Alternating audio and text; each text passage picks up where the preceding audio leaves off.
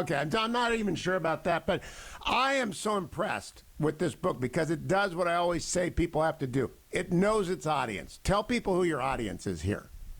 Well, I'm trying to get to the policymaker, the decision maker, and I'm trying to give a coherent story about why navies are important and why the U.S. Navy is particularly important at this time, and sort of give the strategic reason why it's important that we grow, and that as a nation, as the United States, that it sort of pivot to a naval strategy, leading with the Navy as it looks at these two rising great powers, China and Russia.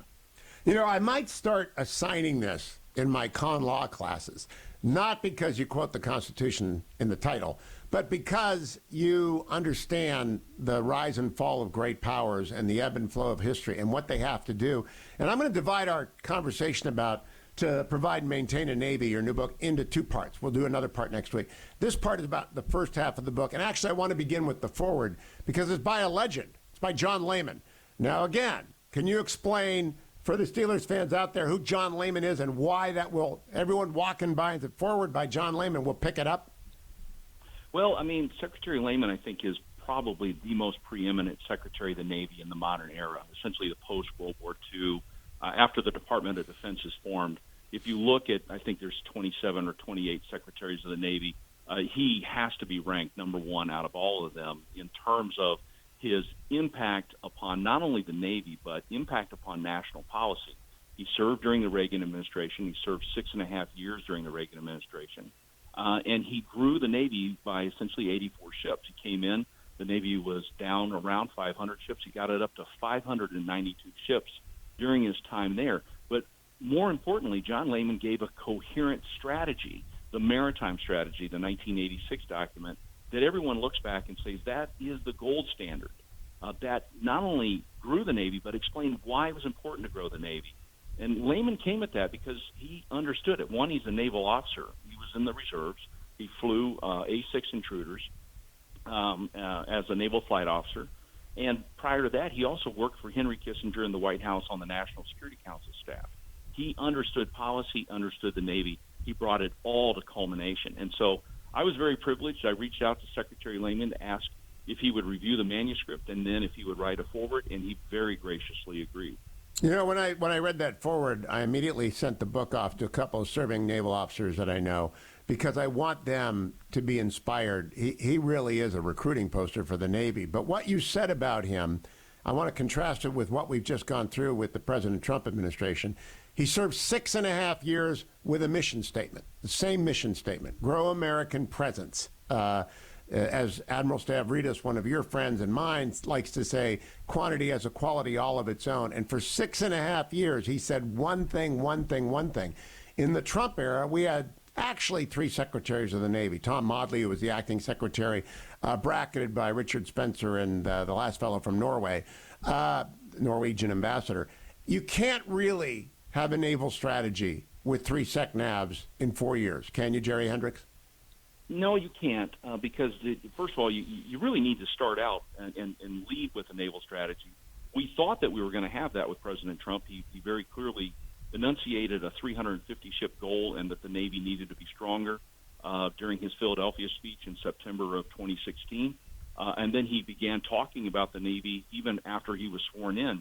But we never saw that translated into the Department of Defense, first with the Secretary of Defense, who wanted to emphasize readiness and maintenance more than growing the force, and then a Secretary of the Navy who sort of got caught up in personnel and process over the first 3 years rather than focus on growing the force.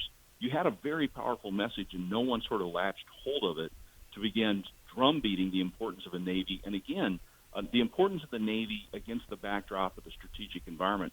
The president got a national security strategy out very quickly in his administration. It identified China and Russia as the peer competitors, and then did not assign forces against it accordingly.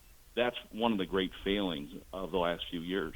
Now, I am watching with great interest whether or not General Austin gets his waiver. I'm going to look to see who the Secretary of the Navy is, and I'm actually hoping that they flank the Republican Party on this. The Democratic Party has traditionally supported the Navy over the Army. The Republican Party has traditionally supported the Army over the Navy. That's just history.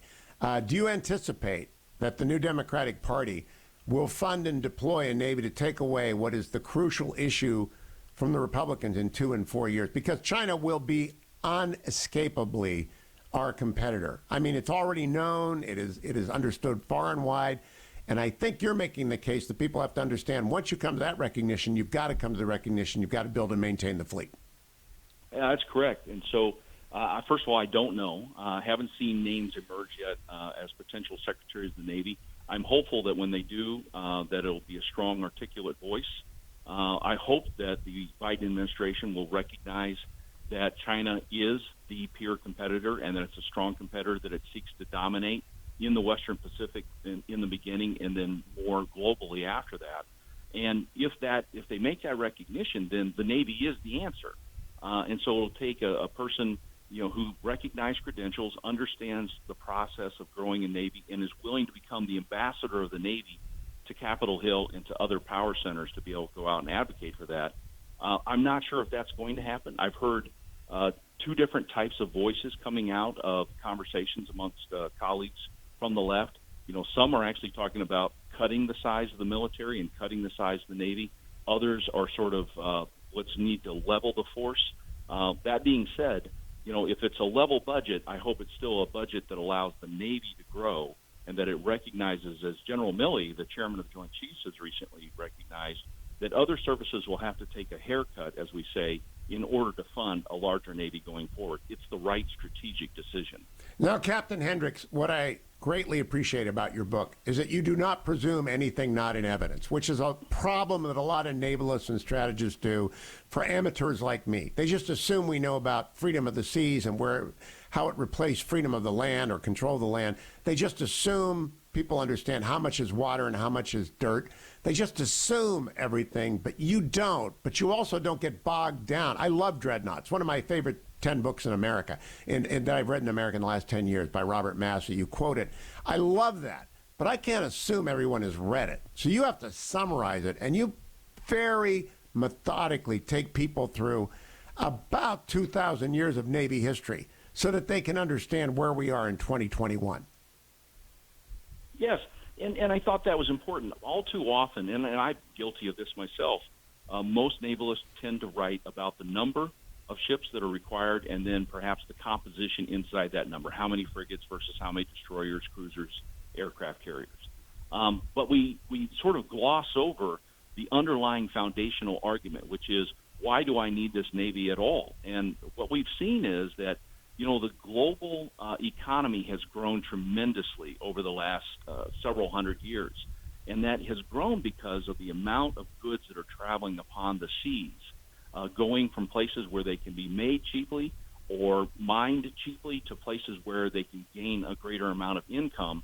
And ships can haul materials at so much more efficient rates than rails or roads. And so that's why you've seen this global economy grow. We have an $87 trillion global economy, and 80% of that economy by volume travels by the sea, 70% by value. And I think it's 16% of the economy is actually in the digital economy, and 95% of that economy actually travels by undersea cables. And so how can that economy grow? It grows based upon the assumption that the sea is safe for people to make investments like laying cables or building ships in order to transport goods. And unfortunately, and this is the point that I wanted to raise, is that in recent years, within my professional life, we have begun to see the condition of the stability of the sea degrade as piracy has begun to grow, as rogue nations have sought to change the rules and norms by which the free sea is governed in order to change it to make it more in according with their authoritarian wishes. And so I wanted to lay this foundational argument about how we got to the idea of the free sea, which comes from actually a legal case by a Dutch jurist in 1609. That was fascinating, by the way. I didn't know the specifics of the case, and I've been teaching Grotius forever, but I didn't know the specifics of the case. Yeah, and so understanding that case, which deals with the Dutch who had seized a Portuguese ship, and the Portuguese came back and said, we need the value of that ship back. And Grotius actually loses the case for his client. He loses the value of the ship, but what he gains is recognition that the sea is free and that the Portuguese claim of a monopoly over all shipping in the East Indies is moot. And so I thought that was important to understand how we got to the idea of a free sea, because the free sea is foundational to the understanding of freedom. That's, that is, we are a freedom people. I like to say that again and again and again. And a freedom people depend upon a free sea. The Athenians depended upon a free sea in the Mediterranean. The free sea is everything, and the only way we guarantee that, because it's so valuable, people want it, and only free societies can defend it. And so, do you have optimism? And we'll come back and talk about the specifics of the Navy next week, Jerry Hendrix, as we talk about part 2, to provide and maintain Navy.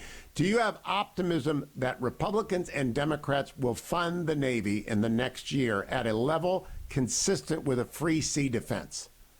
I do have optimism because there seems to be a national consensus growing that China is the threat. And that consensus is approaching sort of what we found in the 1950s, that the Soviet Union was a threat.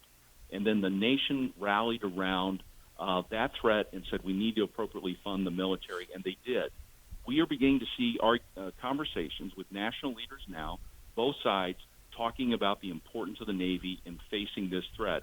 And so I'm hopeful that that consensus will continue to grow and that it will influence the Biden administration and decision makers on the Hill, and that we will see a net uptick in the size of the Navy, in line with the president's recent Navy building plan that just came out here about a week and a half ago. I'd like to see something like that continue and move forward as a national consensus of both parties.